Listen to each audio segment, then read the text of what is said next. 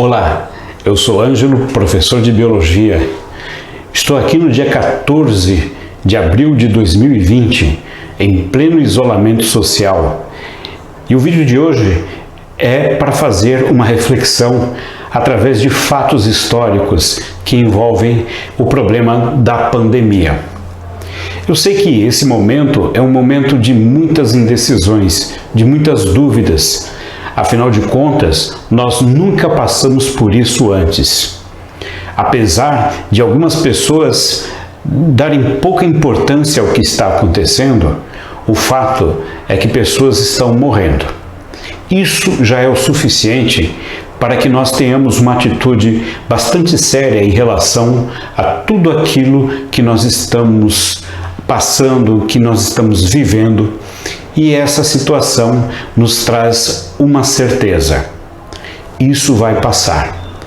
E quando passar, pode causar muito alívio, porém depois de algum tempo, o esquecimento.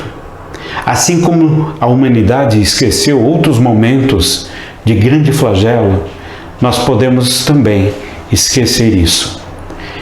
Podemos no sentido não pessoal, meu, seu, mas a humanidade como um todo. O vídeo de hoje faz um convite a você para que nós possamos reviver um fato importante do passado e que traz marcas e ensinamentos importantes para o dia de hoje. São ameaças à humanidade, os micro-organismos, ou micróbios, ou germes, como já foram mencionados num passado. Esses seres são invisíveis a olho nu, e o pior inimigo é aquele que você não consegue ver. Por isso, eu quero fazer um convite para você.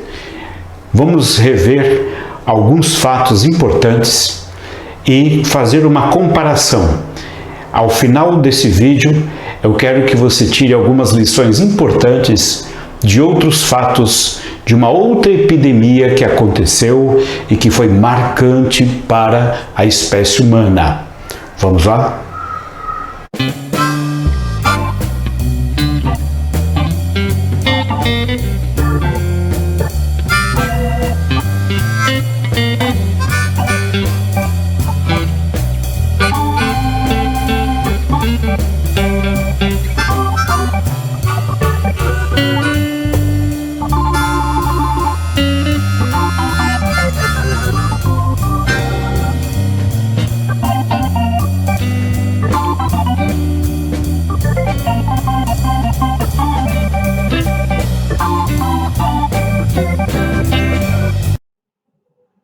E aí, gente?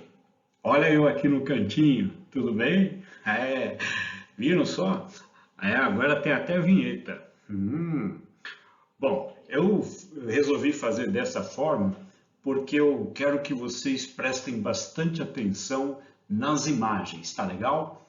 Para a gente conseguir percorrer essa história e dela tirar algumas lições, algumas coisas que podem servir para você entender melhor esse momento que nós estamos vivendo agora, certo? Então, vamos lá. Olha aí, para começar, eu acho que vocês já viram essa figura por aí, em algum livro, na internet, principalmente nos dias atuais. O pessoal está revirando aí o baú da internet, aí dos livros, da história, né? E essa figura está vindo à tona. Por que que ela é tão importante, essa figura sinistra que você está vendo aí? É porque isso aí era uma figura muito comum durante a peste, ou peste negra, ou peste bubônica, que é o assunto que eu quero usar como referência para a gente analisar um caso de pandemia, tá certo? Particularmente, gente, quem usava essa roupa eram os médicos.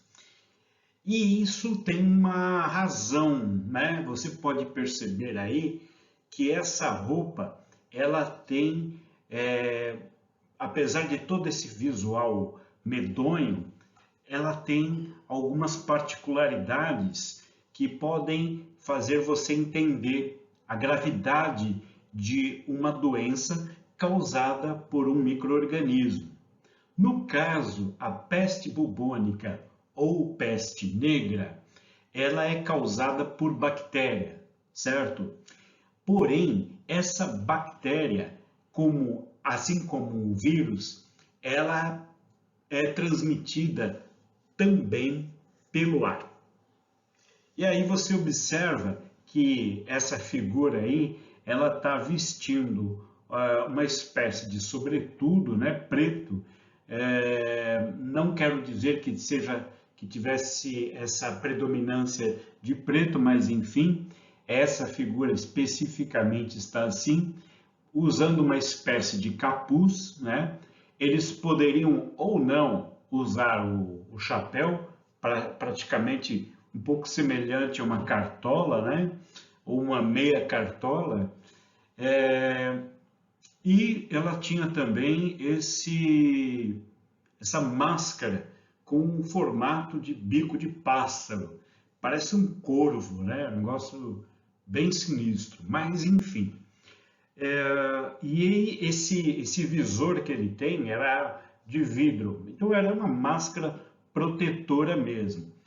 A ideia não era amedrontar mais, né? É que uma das causas imaginadas na época, a gente está falando aí 1348, por aí, até 1351. Então, a gente imaginava, quer dizer, os cientistas da época imaginavam que a peste era transmitida pelos odores, né? E vocês sabem que nessa época, nós estamos falando da Idade Média, os hábitos de higiene da população europeia eram terríveis, né? Eram ruins. Não existia um hábito ideal, né? Agora, além disso, uma das características da doença, e aí a gente vai ver isso daqui a pouco, é que ela causava também um mau cheiro das feridas abertas das pessoas infectadas. E esse cheiro, né, de infecção, né, de pus misturado com sangue, esse odor ruim era uma forma que na época se explicava para a transmissão da doença.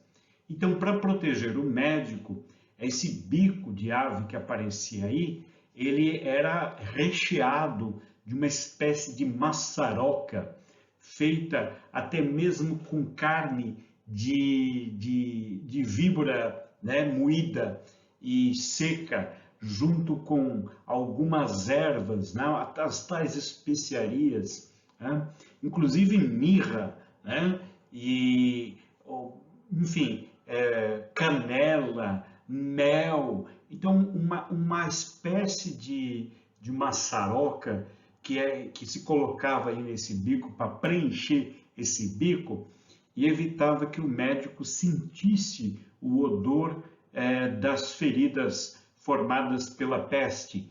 E aí ele poderia sentir, então, era como se fosse um filtro, né? O ar entrava por esse bico, né? Mas o odor dessas ervas dizem, de 50 a 55 ervas diferentes ou substâncias diferentes misturadas, faziam com que o médico não sentisse aquele mau cheiro.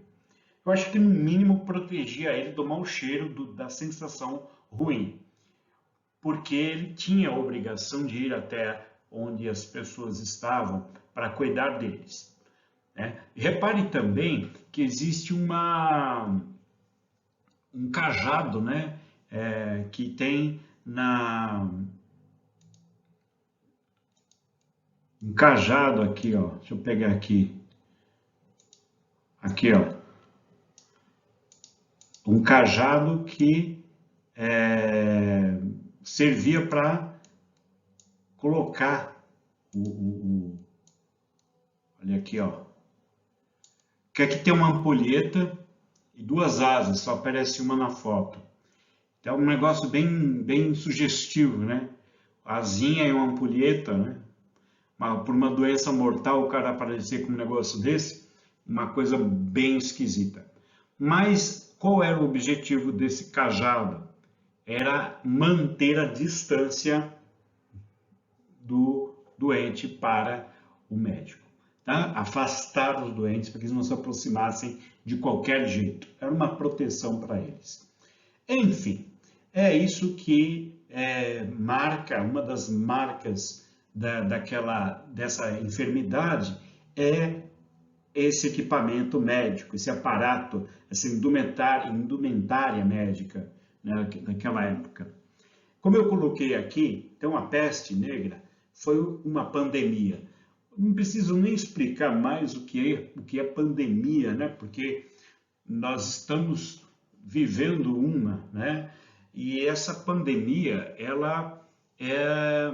eu me recordo que até antes dessa pandemia da Covid-19, a gente sempre tinha que explicar para os alunos o que é uma endemia, o que é um surto, o que é uma epidemia, o que é uma pandemia. Hoje em dia nem precisa mais dar muitos detalhes, todo mundo já está sabendo o que é, né? É uma proliferação generalizada de uma doença, né, por uma área mundial. E no caso dela é um bacilo, ou seja, é uma bactéria, né, em forma de bastão. Por isso que tem esse nome de bacilo. Essa bactéria em forma de bastão, né, o bacilo, é Yersinia pestis. Yersinia pestis, tá? E essa bactéria, ela aconteceu em vários momentos da humanidade, em várias épocas, mas eu quero me concentrar nessa época, né? Que você tem 1350, 51, a 1894, quando foi descoberto o agente etiológico, o causador dessa moléstia, que é a bactéria, mas de 1348 até 1351, nós pegamos aí uma época aí do século XIV, onde ela fez muitos estragos, tá? Na Europa, onde você tinha uma grande concentração de pessoas e condições favoráveis para o desenvolvimento da bactéria, tá? Vamos ver aqui, por exemplo, que a gente tem cerca de 80% das pessoas infectadas iam a óbito, né? Isso no período de uma semana. Cerca de 90% morria quando havia uma complicação pulmonar. Agora, 100% morriam quando havia uma septicemia, né? Essa doença chegou a dizimar 1/3 da população da Europa no século XIV. Isso vai, assim, há registros de coisa de entre 75 a 200 milhões, isso pegando a Europa, tá? E a Ásia, tá? Então, é uma doença que originalmente começou na Ásia, pelo que se tem notícia, e depois se espalhou pela Europa, né? Bom, vamos passear um pouco pela história dela, mas dando ênfase aos aspectos biológicos da coisa. Bom, o agente causador, então a tal bactéria que é um bacilo, né? Yersinia pestis, né? Nessa imagem que você está vendo aí, trata-se de uma imagem feita por microscópio de luz, né, que é o microscópio óptico. Esse microscópio proporciona essa visão. Particularmente, gente, as bactérias são esses grãozinhos avermelhados, tá? Os grãozinhos, as manchas escuras, são outras células, tá? Mas provavelmente é um método, né, que deve ser o método de Gram, onde as bactérias são coloridas através da pigmentação. Então, o pessoal joga uma pigmentação que gruda na parede bacteriana e aí dá um realce no formato da bactéria. A bactéria necessariamente não tem essa cor, tá? Então ela é uma cor feita pelo método de coloração. Então esses pontinhos avermelhados, se você observar com mais cuidado, você vai perceber que eles não são pontinhos arredondados, tá? São um pouquinho alongados, por isso que se chama de bacilo. Para você entender melhor essa situação, dá uma olhada agora nessa imagem. Reparem que essa imagem já é feita por uma outra técnica, que é a microscopia eletrônica, que dá uma forma assim mais próxima da bactéria em forma até tridimensional, né? Essa coloração verde e amarela da superfície da bactéria é feita de forma artificial, mas você pode perceber que no meio dela existe uma fissura. Isso significa que ela está em processo de reprodução. A bactéria, ao contrário do vírus, ela se reproduz assexualmente por conta própria. Não precisa de uma célula como hospedeiro para fazê-lo, tá? Então, comparando a figura de baixo, que está em divisão celular, com a figura de cima, então, o que acontece? Suponhamos que nessas células escuras, esses borrões escuros, sejam células sanguíneas. Sim, porque essa bactéria circula inicialmente na corrente sanguínea. Você vai entender logo o porquê isso. Mas, enfim, essas bactérias não precisam invadir a célula para se reproduzir, assim como faz o vírus. Elas se reproduzem mesmo fora da célula. Pois bem, essa é a grande causadora da moléstia, né? Peste bubônica ou peste negra, tá? E esse aqui é o ilustre biólogo Alexandre Yersin. Não é à toa que a bactéria tem esse nome, em homenagem ao indivíduo cientista que a identificou como causadora da doença. Só que isso aconteceu em 1894, ou seja, a pandemia já havia passado. Agora você imagina, a gente hoje em dia fica um pouco estressado porque não encontram logo um remédio ou desenvolve uma vacina contra o Covid-19. Agora você imagina naquela época em que sequer sabiam o que causava isso. Então imagina o pavor que era essa doença. E olha a quantidade de gente que morreu de uma doença que não se sabia sequer do que era causada. Isso provocou uma loucura no pessoal, várias hipóteses.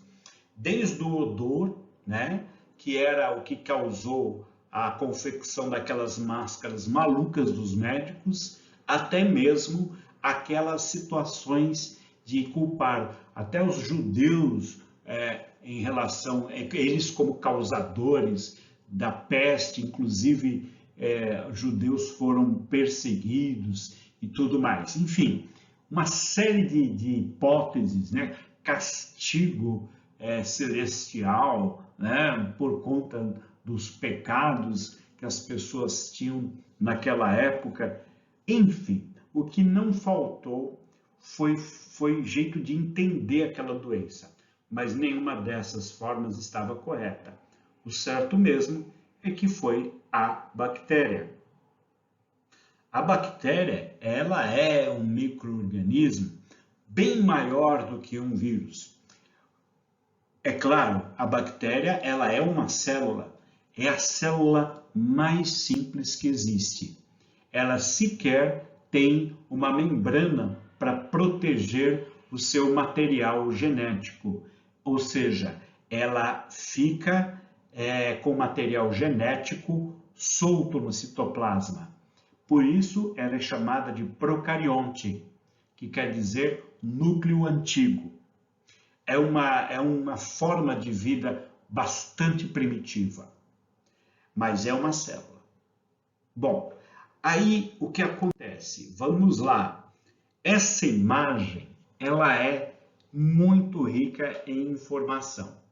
Primeiro, eu coloquei aí a transmissão dela, tá? A peste bubônica era transmitida por contato direto com as pulgas, né? As pulgas, gente. As bactérias, elas se multiplicam dentro de uma pulga e elas bloqueiam, né, o seu estômago, ou seja, elas se reproduzem no esôfago da pulga, tá? Fazendo com que ela sinta muita fome, porque ela não permite, né, a multiplicação, a colônia de bactérias interrompe o fluxo de alimento até o estômago. Então, o que acontece? A pulga, ela continua sempre com fome. Então, ela tem uma necessidade maior de se alimentar. Então, pensa numa pulga irada, uma pulga faminta, tá? Voraz. Então, aí que tá. Essa era a situação. Aí você pode ver que existe nessa gravura, em primeiro plano, assim do seu lado esquerdo, você está vendo um ratão, né? E uma seta apontando para uma pulga enorme e depois uma seta apontando para o homem que está deitado, doente com a peste. Então está mostrando o quê? O ciclo da doença. Os ratos portavam as pulgas, eram hospedeiros das pulgas, e as pulgas eram hospedeiras da bactéria. Como os ratos viviam nas casas e em todas as cidades medievais à vontade, então as pulgas também passeavam à vontade no meio das pessoas. E isso fazia com que as pessoas ficassem mais expostas a esse tipo de situação, certo? Agora, vamos observar essa imagem que mostra como personagem principal esse homem seminu doente. Vamos identificar algumas coisas, tá? Primeiro, aqui você tem uma religiosa, uma freira, aqui um religioso, né, um frei, inclusive parece com a Bíblia na mão, né? A gente tem que lembrar que a religião católica predominava nessa época, né, na Europa. Depois, você tem aqui aos pés do leito uma mulher que provavelmente ela é da família, né, porque ela não tem não demonstra nenhuma função especial, então provavelmente é a esposa dele. E que mais? Aqui, ó, o tal médico com a máscara de pássaro, tá? Em ação, né? Repare, uma indumentária, aqui ele está sem o chapéu, né? Mas está com capuz e as luvas e tudo mais. Muito bem. Aí, presta atenção no seguinte, o que ele está fazendo aqui? Ele está fazendo uma sangria. Uma sangria em que? Repare bem, gente, nas axilas desse homem, depois perto da virilha, abaixo do pano, na parte interna das coxas, né? Parece que no joelho direito dele e no pé direito. Grandes nódulos, como se fossem furúnculos, tá? Isso é o que a gente chama de bulbo, né? Que é um nódulo linfático ou, né, gânglio linfático infeccionado ou infartado, né? Que quer dizer, o nódulo linfático, ele faz parte do sistema linfático. O sistema linfático, ele drena os líquidos que extravasam dos vasos sanguíneos quando eles têm um calibre muito fino. Esse líquido que extravasa do sangue através das paredes das arteríolas é chamado de linfa. A função da linfa é nutrir os tecidos. Então, o que acontece? Esse material, essa linfa, ela fica, vamos supor, umedecendo, encharcando os tecidos. Mas ela não pode ficar fora do sangue. Ela precisa ser recolhida, ela precisa ser drenada e devolvida para o sangue. Só que, ao sair dos vasos sanguíneos, esse líquido sanguíneo, que se chama linfa, além dele alimentar as células, ele também recolhe as impurezas que estão entre as células. E entra num tipo de circuito fechado de tubos linfáticos e nódulos linfáticos, que vão levar esse líquido de volta à corrente sanguínea. Porém, antes de devolver esse líquido para a circulação sanguínea, esse líquido precisa ser purificado, filtrado. É para isso que existem os nódulos linfáticos ou linfonodos. São pequenos grãos que existem ao longo dessa tubulação linfática, tá? Então a circulação linfática cai nesses nódulos, esses nódulos produzem glóbulos filtrantes, glóbulos brancos, que destroem as impurezas.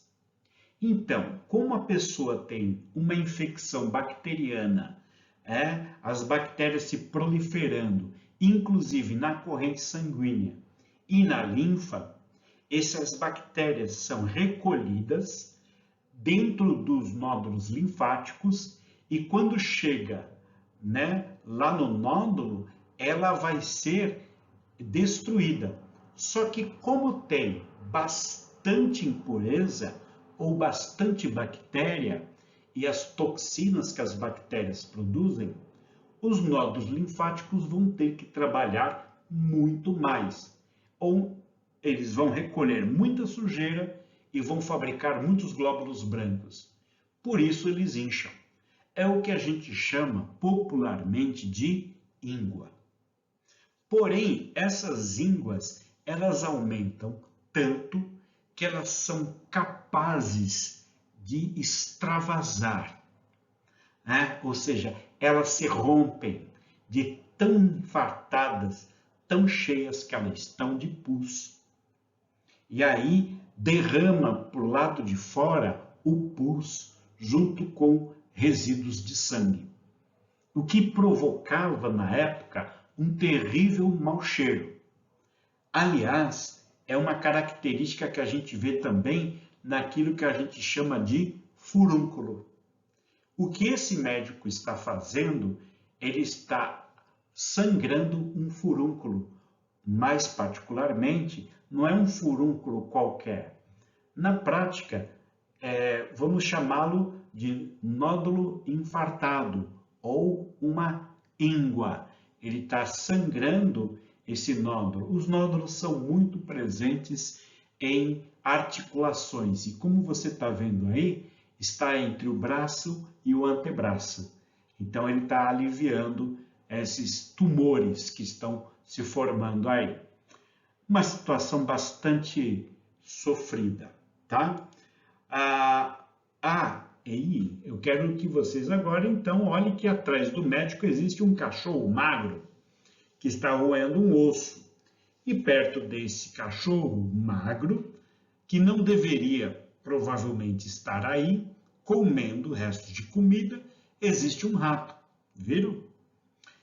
Essa gravura, essa ilustração, ela é muito significativa e didática, porque ela mostra que o meio ambiente era propício à propagação dessa doença.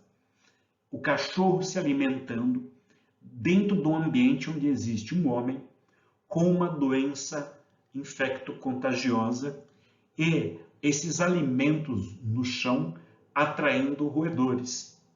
Mal sabiam eles que os roedores eram os portadores das pulgas, que por sua vez portavam o agente causador ou agente etiológico, a bactéria. Repare que também atrás dos religiosos tem 2 ovelhas, o que era uma característica comum os animais de criação transitarem à vontade, né, nas moradias daquela época, na Idade Média. Certo? Bom, tem mais alguma coisa que eu quero que você olhe. Veja só, essas flores. Bom, eu entendo a presença dessas flores nesse ambiente como uma prática comum naquela época. Como o odor ruim era uma forma que eles acreditavam que transmitia a doença, então nada melhor do que melhorar o odor com flores. Usavam-se muitas flores para dar uma atmosfera mais agradável ao ambiente, tá? Tirar aquele cheiro ruim daquelas infecções. Aí eu esqueci de dizer que também tem um nódulo linfático no pescoço desse homem, né? Pescoço, axila, né? Parte interna do braço, antebraço, coxas, virilha, joelhos e tornozelos são lugares muito comuns para acontecer as ínguas.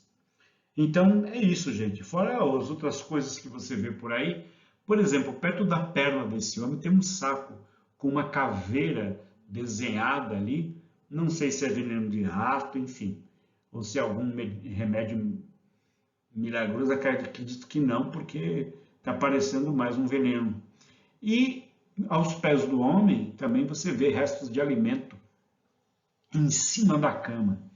Isso demonstra a completa falta de higiene que existia na época e que, por causa disso, a doença deitou e rolou, não é? Ok. Antes de falar dos sintomas, eu quero que vocês observem muito bem essas imagens. A primeira aqui em cima, em preto e branco. Essa imagem, ela vem depois, tá? Já é de século XVII em Londres. O que aconteceu? A pandemia, ela diminuiu em 1351, por aí. Mas depois ela não acabou. Ela voltou em pontos, né, como por exemplo na Inglaterra.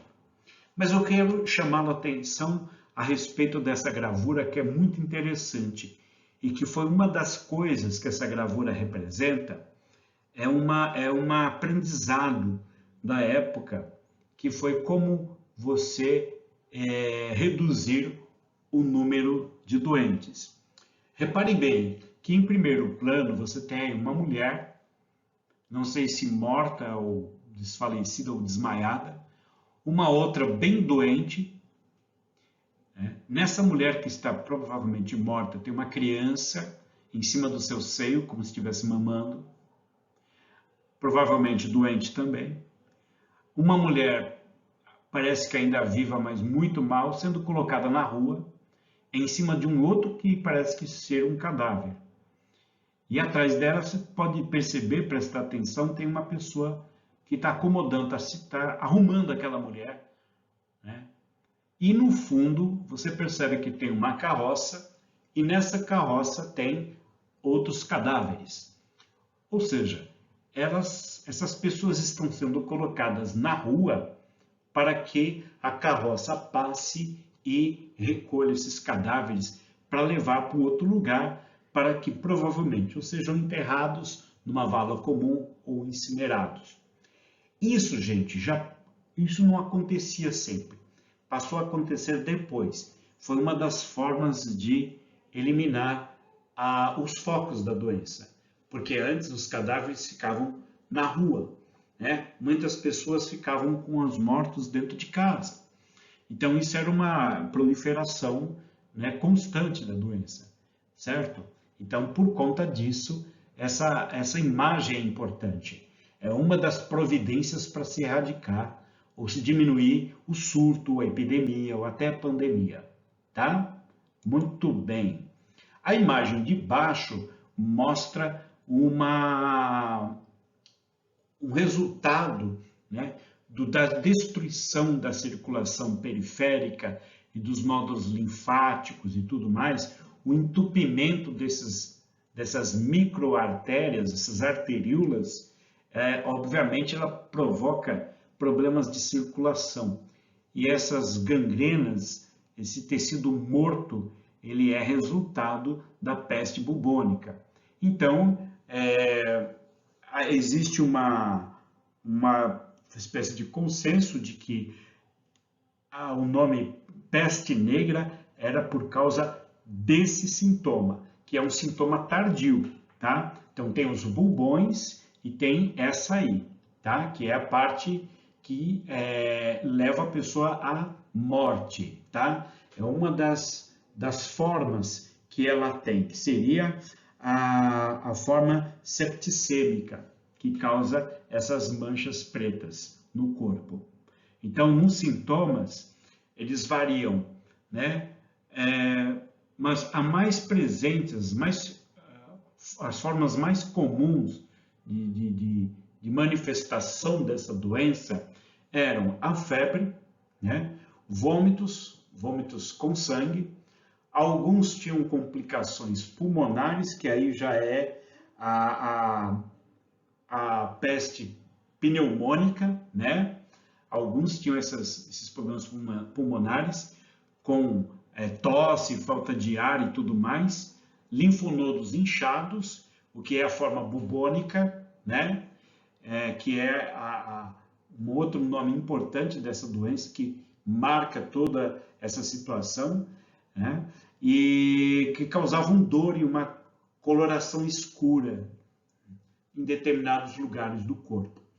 Então, essa era a característica dessa doença naquela época e ainda nos dias de hoje, que a gente não pode esquecer de uma coisa, essa doença ainda existe, né?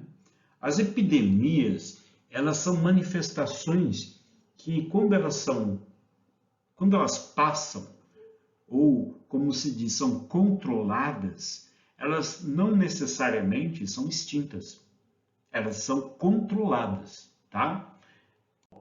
Seguinte, acredita-se que com toda aquela precariedade de estrutura, de ciência, né, e toda aquela situação, o fim da epidemia, que seria assim a forma mais lógica, né, que ela tenha terminado a partir do momento que foi implementado uma ação coletiva de melhoria das condições de higiene, não só de toda a localidade, através dos governantes, o que seria assim um saneamento, tá? Como também práticas de higiene pessoal. O próprio fato de você não conviver mais com pessoas mortas por perto é uma forma de pôr fim ao grande crescimento de infecções, certo? Medidas públicas de saúde, por exemplo, a quarentena, olha só, né? a quarentena. Ou seja, naquela época começou a se prestar atenção e isolar as pessoas que tinham os sintomas ou a doença já em curso. Então, repare, quando uma família tinha um doente, essa pessoa ela era separada, ela podia ser levada para lugares específicos. Já existiam alguns lugares para isso, porque os doentes de lepra já eram isolados em determinados albergues ou em lugares de enfermaria, né? Longe da família. Então, esses mesmos lugares foram reservados para esse tipo de enfermidade. Então, o distanciamento, olha, naquela época, hein, o distanciamento social foi um fator importante. A limpeza, né? O afastamento da sujeira, tá? Tirar, porque, por exemplo, ao pensar que aquela pessoa doente havia tocado aqui ou ali, as pessoas começavam a recolher aqueles materiais e jogar fora. Nisso, eles já começaram a limpar os ambientes, a higienizar os ambientes. E começou a funcionar. Os mais ricos se afastavam por conta própria, pegavam a família e iam para outro lugar. Na cidade de Veneza, um dos principais portos do mundo, se não o principal naquela época, teria sido uma das portas de entrada dessa doença vindo, adivinha de onde? Da China. E aí, através do comércio internacional, né, os navios atracavam lá. Então, aquela situação, ela modificou muito os hábitos daquele lugar. Inclusive, em Veneza, havia um desses lugares que depois foram usados. Antes era para os leprosos, depois passou a ser para os doentes da peste negra. O afastamento social, o isolamento dos doentes, o saneamento do lugar foram fatores decisivos para pôr fim a essa peste. Outra coisa, algumas marcas ainda continuam lá, né? Já que eu falei de Veneza,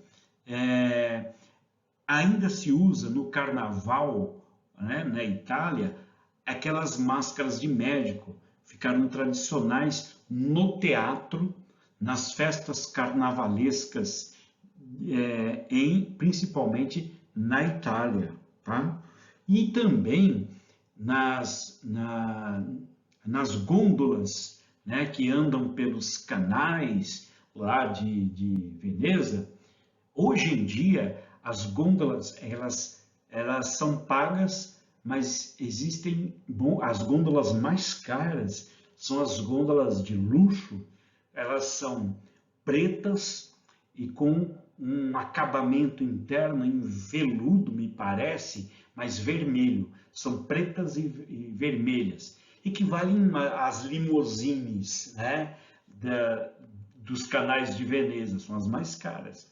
Só que elas foram inventadas, sabe quando? Durante a peste negra. Ou seja, elas eram as gôndolas funerárias da época e até hoje elas ainda existem. Ok, vamos seguir então pelo seguinte. Essa imagem, esse quadro, o Triunfo da Morte, né, ela mostra muito bem a situação do martírio das pessoas naquela época, né? Esse quadro é famoso pela seguinte orientação. Você vê ali um horizonte escuro, né, como se fosse de chuva, e você vê as pessoas convivendo com a morte, que era muito representada por cadáveres esqueléticos. ou em esqueletização, ou já o esqueleto mesmo. Isso demonstra que havia uma grande... o corpo da pessoa ficava muito debilitado.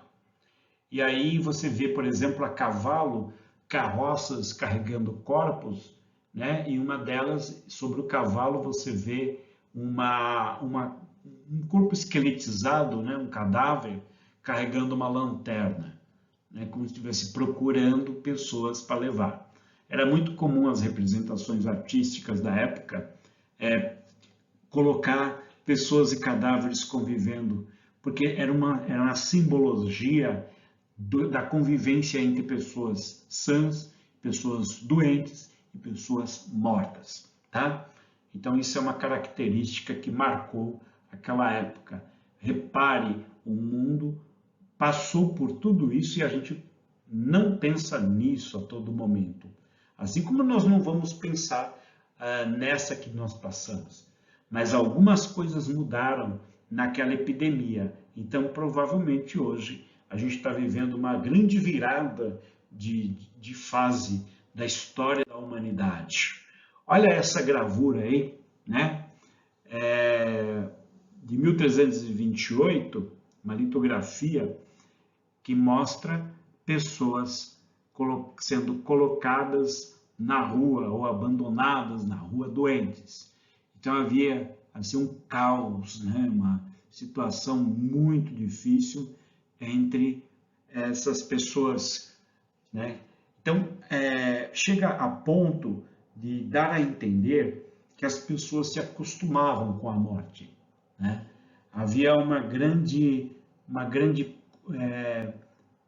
sensação de conformismo com a situação. Porque uma coisa que você não sabe de onde vem, você não sabe como tratar. Algumas pessoas ficavam boas, e isso é um fator que acontece em todas as epidemias. Todas elas. Os micro-organismos, se eles vivem dentro de um outro, ou seja, o vírus vive dentro do corpo humano, a bactéria vive dentro do corpo humano, não existe uma lógica plausível para o micro-organismo matar aquele ser humano. Porque ao matar aquele ser humano, o micro-organismo também morre. Então, ecologicamente, isso não é viável. O viável é chegar ao equilíbrio. E aí sim, há um equilíbrio, né? Hoje em dia, as pessoas adquirem essa doença? Sim. Mas a mortalidade é assim? Não.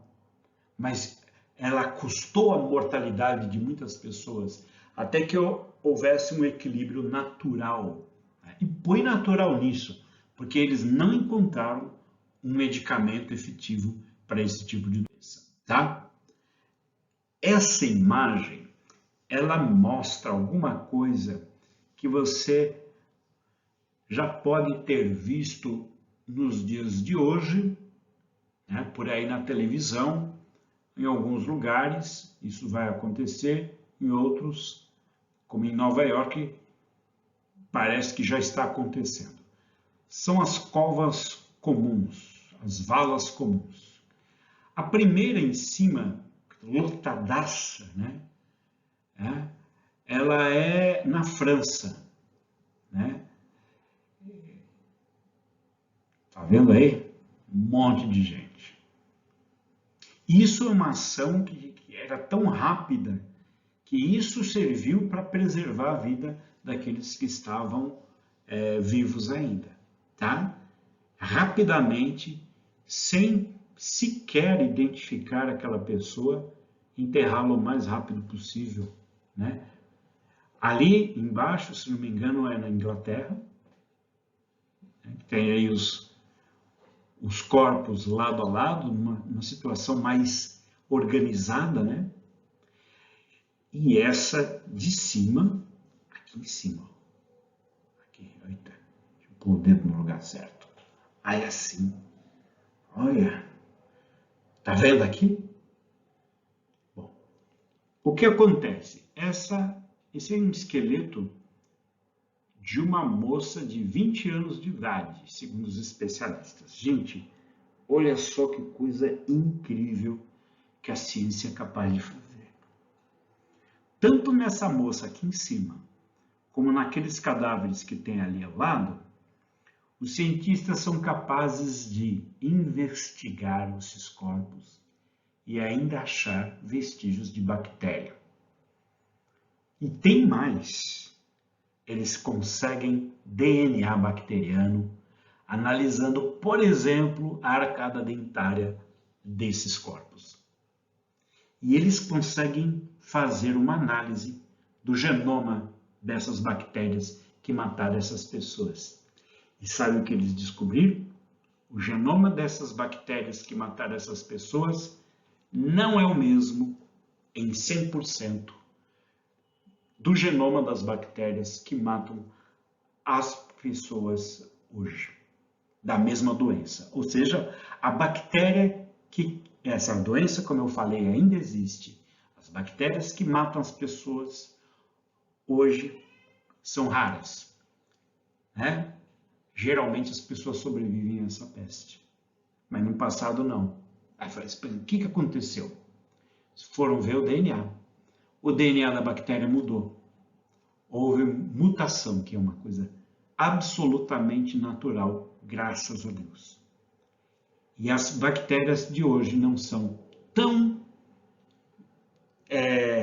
virulentas como as bactérias daquela época.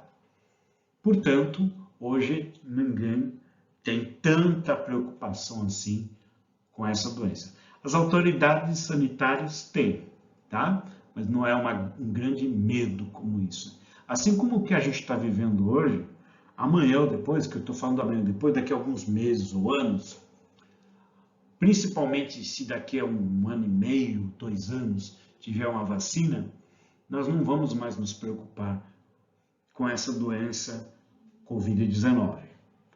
Mas enquanto isso, vocês viram as medidas que eles tomaram, as medidas que nós tomamos para proteger a população, elas são a salvação da vida dessas pessoas, tá? Ok, gente, se você gostou, olha o recadinho aí, deixa um like lá embaixo, compartilhe, inscreva-se no canal, tá? Ative as notificações com aquele sininho. Eu espero que tenha sido útil para vocês essas informações. Eu encerro dizendo o seguinte, a doença não foi extinta, né? Aí eu estou vendo aqui que a Yersinia pestis, a bactéria, ela está presente até os dias de hoje. Existem casos, gente, recentes, se não me engano, de 2015 nos Estados Unidos. Imaginem só, em Madagascar, né? E na República Democrática do Congo, na América do Sul, no Peru e no Brasil, no estado do Ceará. Tá? Então isso aí é um movimento biológico absolutamente natural e que nós vamos passar por essa, nossas gerações futuras vão saber só pela história e aí, amanhã ou depois, a gente vai ter que encarar uma nova versão de doença. Como eu falei, os micro-organismos são os únicos, além de nós mesmos, capazes de pôr fim à nossa espécie. Obrigado a todos, um forte abraço e até o próximo vídeo. Tchau!